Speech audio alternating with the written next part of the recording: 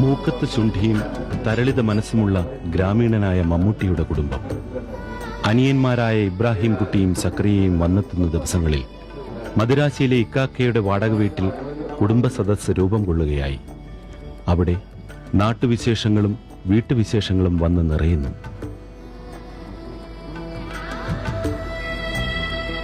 ഭാര്യയായ സുലുവിനും മക്കളായ സുറുമിക്കും ചാലുവിനും അത് ആഹ്ലാദത്തിന്റെ നിമിഷങ്ങളാണ്.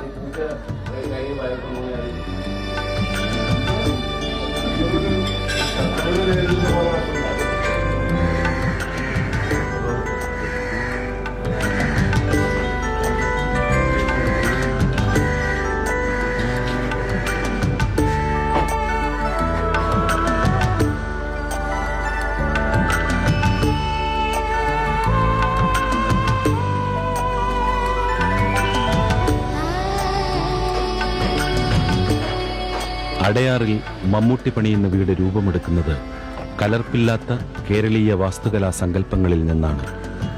കലാകാരനായ മമ്മൂട്ടിയുടെ മനസ്സിൽ സൂക്ഷിച്ചിരിക്കുന്ന സൗന്ദര്യ സങ്കല്പങ്ങളെല്ലാം സാക്ഷാത്കരിക്കുകയാണിവിടെ.